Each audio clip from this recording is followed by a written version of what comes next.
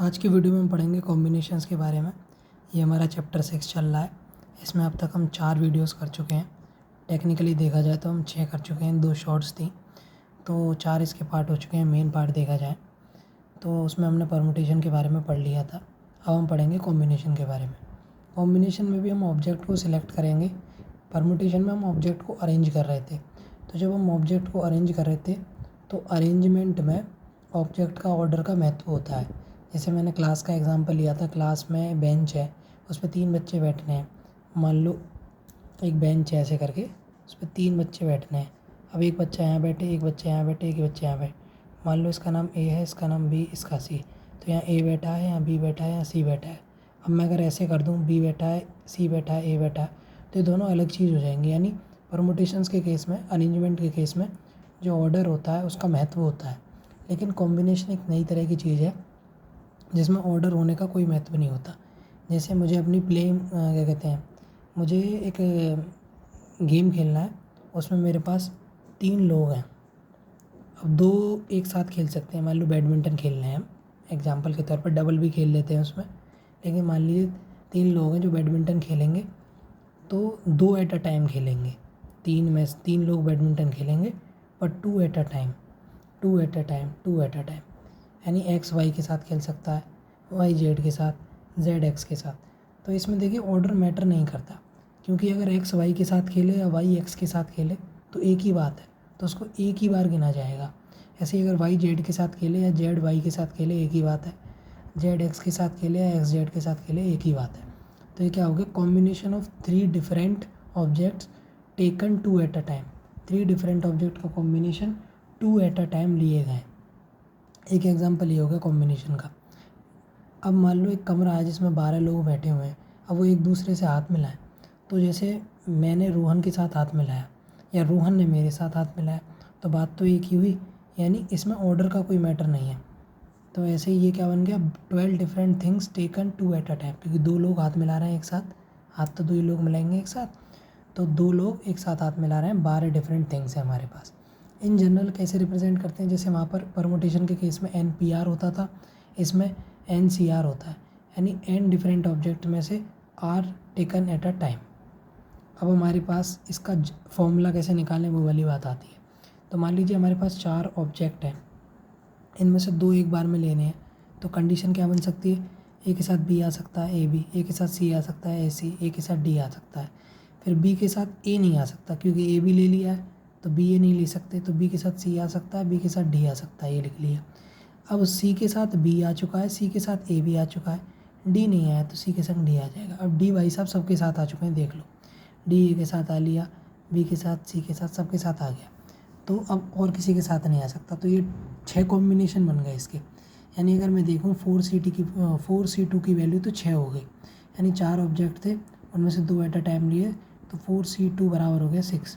अब एक बात देखिए, जैसे मैंने AB का BA नहीं लिया था, तो AB को, मतलब A और B को लेकर AB बन सकता था और BA बन सकता था। परमुटेशन की बात करें तो A और B को लेकर AB बन सकता था और BA भी बन सकता था। यानी इसमें 2 परमुटेशन बनते, 2 फैक्टोरियल परमुटेशंस बनते। 2 फैक्टोरियल कैसे, मतलब और भी बहुत सारे हैं, और उनको 2 फैक्टोरियल वेज की तरह ट्रीट किया जा सकता है। यानी जितने चीज़ है हमारे पास, 2 नंबर है ना, तो 2 तरीके से लिखा जा सकता था। तो ऐसे ही 2 फैक्टोरियल और 2 फैक्टोरियल वेज से लिखा जा सकता था। कहने का क्या मतलब है, सिंपल सी बात है, मेरे पास ये 2 बॉक्स हैं, मैं 2 चीज़ है मेरे पास, तो इसको 2 तरीके से भर सकता था, इसको एक तरीके से। यानी 2 × 1, इसको क्या लिख सकते हैं, 2 फैक्टोरियल।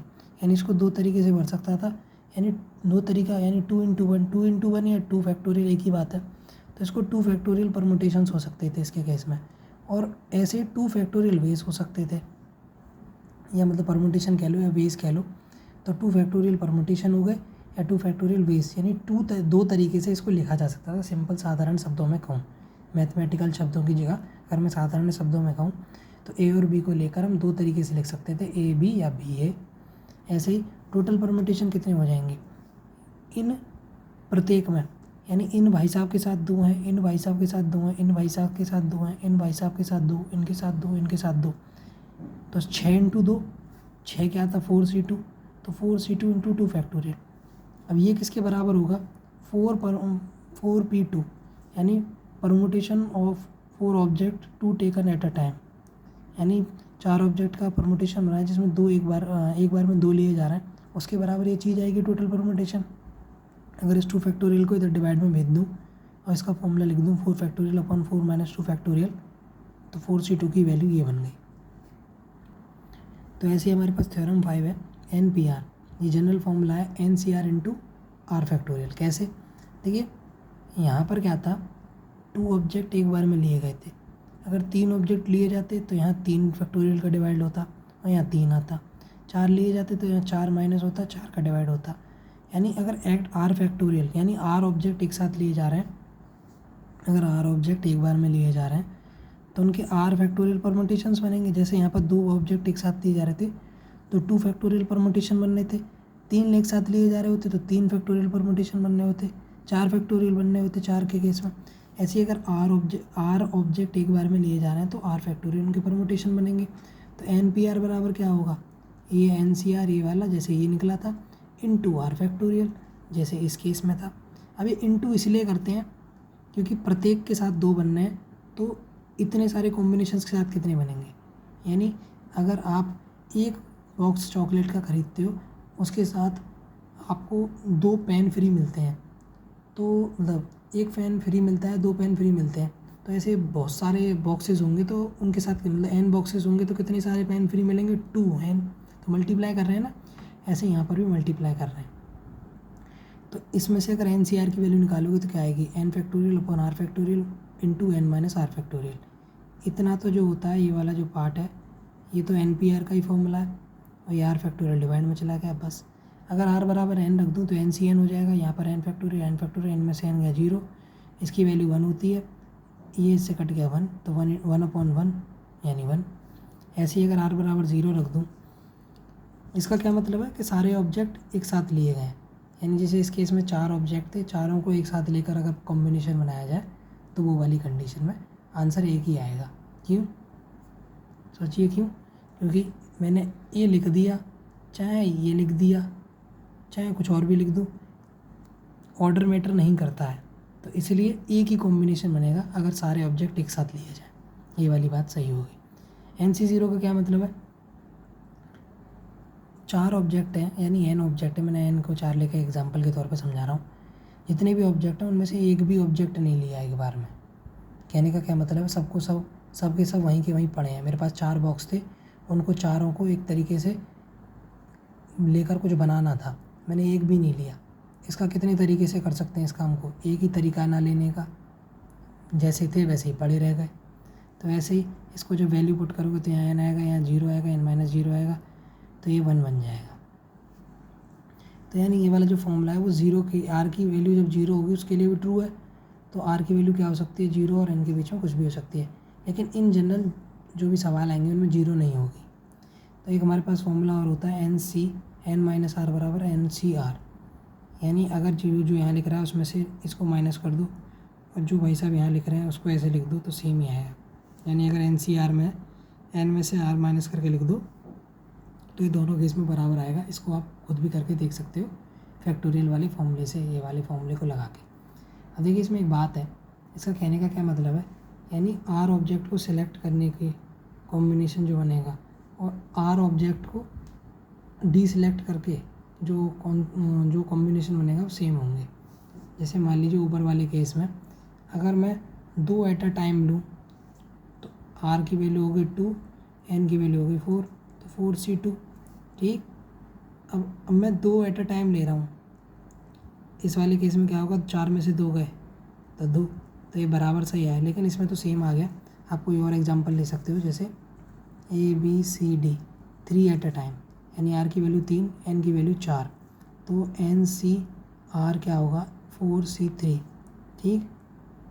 इसकी वैल्यू होगी 4 फैक्टोरियल, 3 फैक्टोरियल, 1 फैक्टोरियल, यानी 4 आंसर आ गया इसका।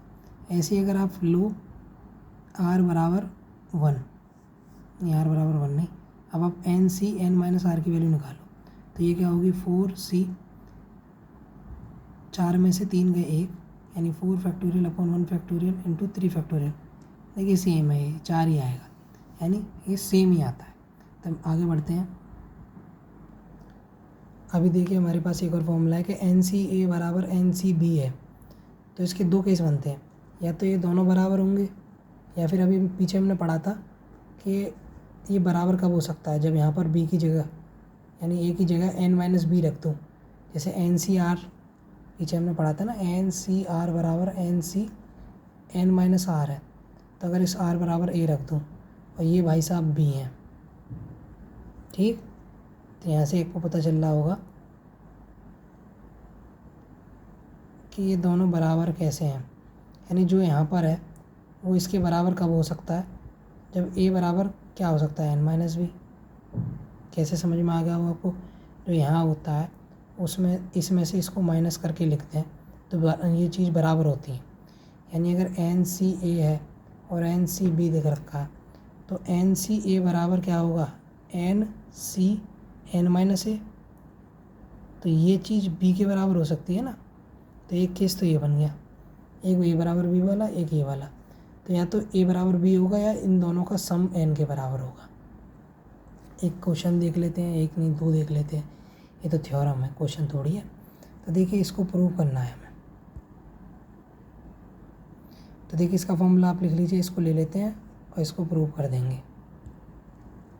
तो ये क्या होगा, N फैक्टोरियल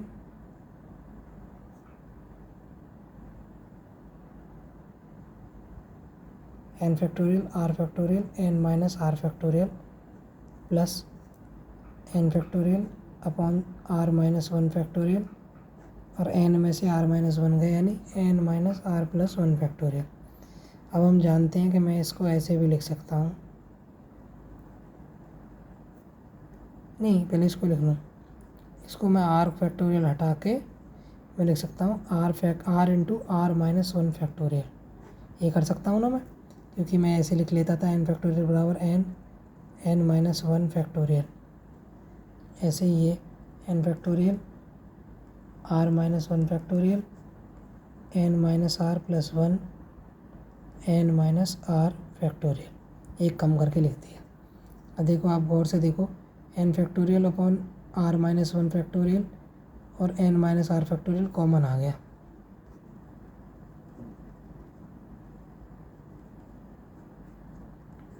यहाँ क्या बचा, 1/R। यहाँ भाई साहब क्या बचे, ये और ये तो कॉमन चला गया, ये रह गया। अब मैं इसको थोड़ा सा साइड में यहाँ कर देता हूँ, जगह थोड़ी कम पड़ गई।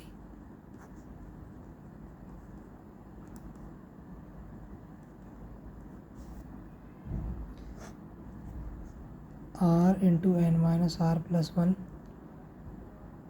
N-R+1, ये R ऊपर चला गया, R से R कैंसिल, ये हो गया N factorial upon N-R factorial R-1 factorial N-R+1 factorial और N+1। देखिए N+1 का मल्टीप्लाई हो रहा है N फैक्टोरियल में, तो इसको मैं लिख सकता हूँ N+1 का फैक्टोरियल। सेम इसी चीज़ का उल्टा लिखा है, अगर ये चीज़ दे रखी होती तो ये लिख सकते हैं। यानी अगर एक संख्या मल्टीप्लाई होकर इस किसी चीज़ में उससे एक कम होकर फैक्टोरियल का मल्टीप्लाई हो रहा है तो वो फैक्टोरियल बन जाता है, यानी यहाँ पर N फैक्टोरियल बन जाता है। ऐसे ही N+1 फैक्टोरियल बन गया है, क्योंकि यहाँ पर इससे एक कम संख्या का फैक्टोरियल मल्टीप्लाई हो रहा है। ऐसे ही देखोगे गौर से तो ये और ये मिलकर मल्टीप्लाई, ये गलती से लगा दिया था मैंने, ये और ये मिलकर N-R+1 का फैक्टोरियल बन जाएगा। ये R-1 का फैक्टोरियल है और भाई साहब के साथ एक R और था, तो ये R फैक्टोरियल ही बन जाएगा। ठीक, गौर से देखोगे तो अगर आप इसे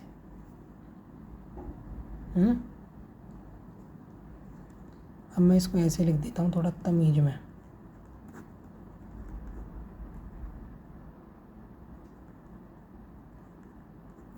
तो अगर इसको देखा जाए तो ये N+1 CR R बन गया ना, N+1 CR, इसमें से ये माइनस होकर ये लिखा जा रहा है, तो यही फॉर्मूला होता है इसका। तो ये हमारे पास प्रूव हो गया, क्योंकि देखिए यही प्रूव करना था, कर दिया हमने। अब इसको प्रूव करते हैं, मतलब वैल्यू निकालनी है N17 की।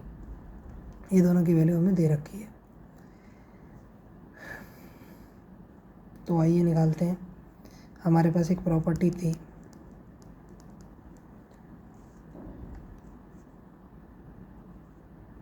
उस प्रॉपर्टी को ये फॉलो कर रहा है। देखो कैसे कि अगर मैं इसको नहीं, इस वाली को नहीं, एक मिनट को पहले नॉर्मली इसको फॉर्मूला खोलो, फिर मैं बताता हूँ आगे क्या है सिस्टम है इसमें।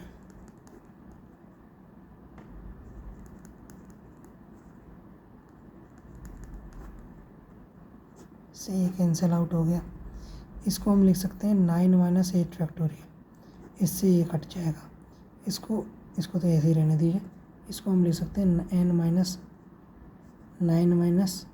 8 इंटू n - 9 फैक्टोरियल, और इन भाई साहब से ये कट गया। तो देखिए यहाँ क्या बचा 1/9, यहाँ क्या बचा 1/n - 8। कितनी जीव लड़खड़ा रही है।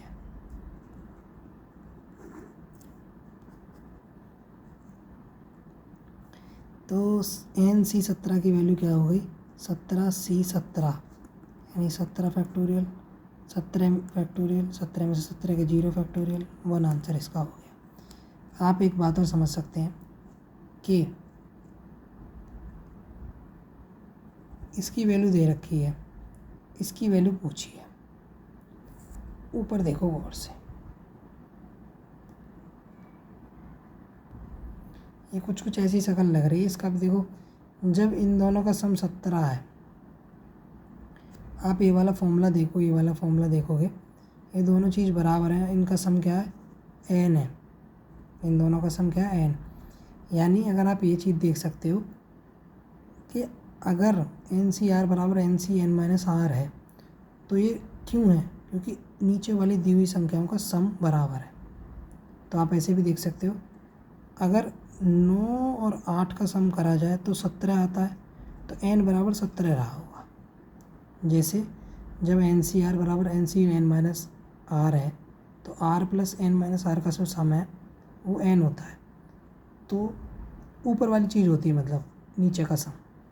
ऐसे ही अगर इन दोनों का सम करा जाए, कि अगर ये बराबर दे रखे, ये ऊपर सेम है, ऊपर सेम, नीचे का बराबर है, मतलब ऊपर का सेम है और ये दोनों पूरी चीज़ बराबर है, ऊपर का सेम है नीचे की चीज़ बराबर है।